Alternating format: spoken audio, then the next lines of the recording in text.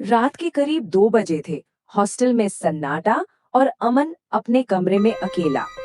उसका रूममेट भी छुट्टियों पर था, मतलब आसपास कोई नहीं। तभी फोन पर एक अनजान नंबर से मैसेज आता है, दरवाजा मत खोलना। अमन ने सोचा कोई दोस्त मजाक कर रहा होगा और उसने मैसेज इग्नोर कर दिया। लेकिन अगले ही पल दरवाजे पर हुई दस्तक। टुक टुक टुक। दिल की धड़कनें तेज हो गई। उसने पूछा, कौन है? बाहर से एक जानी पहचानी आवाज आई, उसके रूममेट की। मैं हूँ, दरवाजा खोल। अमन दरवाजे की तरफ बढ़ा ही था कि फोन फिर से वाइब्रेट हुआ। वही अनजान नंबर, और इस बार लिखा था, वो मैं नहीं हूँ, दरवाजा मत खोलना। अब बाहर रूम में जैसी आवाज और फोन पर यह मैसेज, यकीन किस पर करें।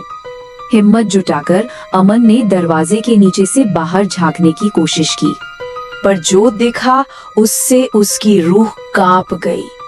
बाहर कोई था ही नहीं। तभी बाहर की आवाज एकदम बदल गई, गहरी और खौफनाक। और दरवाजा जोर जोर से हिलने लगा, जैसे कोई उसे तोड़ना चाहता हो। उसी वक्त फोन फिर बजा। इस बार कॉल था उसी नंबर से। फोन पर उसका रूममेट था। घबराई हुई आवाज में बोला, उस कमरे में पिछले साल। इससे पहले कि वो कुछ और कहता, कॉल अचानक कट गया और अगले ही पल कमरे में घुप अंधेरा छा गया। लाइट चली गई थी। अब अंधेरे में सिर्फ एक ही आवाज थी, कुछ खरोंचने की, खर खर।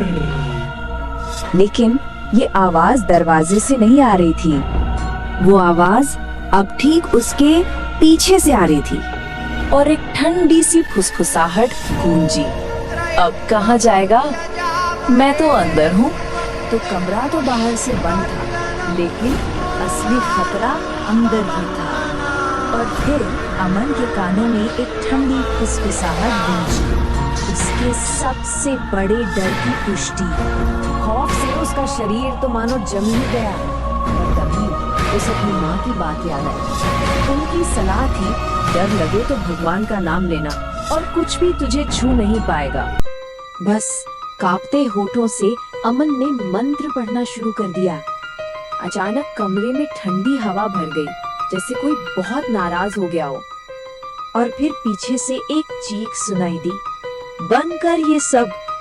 लेकिन अमन डरा नहीं, उसने और जोर से मंत्र पढ़ना शुरू कर दिया। तभी अचानक उसका फोन जमीन पर गिरा और स्क्रीन खुद ब खुद जल उठी।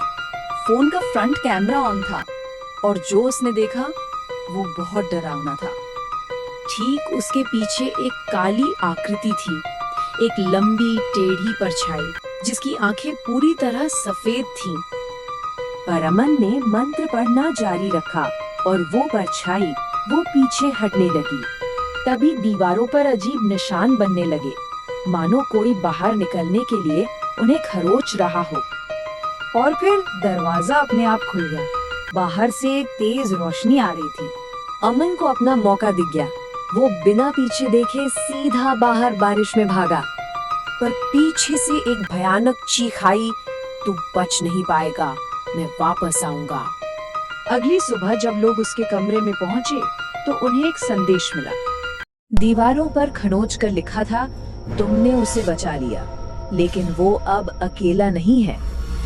अमन दूर से ही सब देख रहा था। जब उसे एहसास हुआ कि कुछ बहुत गलत है। उसकी अपनी परछाई, उसमें कुछ तो गड़बड़ थी। वो अभी उसे एक सेकंड देर से हिल रही थी। तो सवाल यह है कि क्या अमन सच में बच पाया था?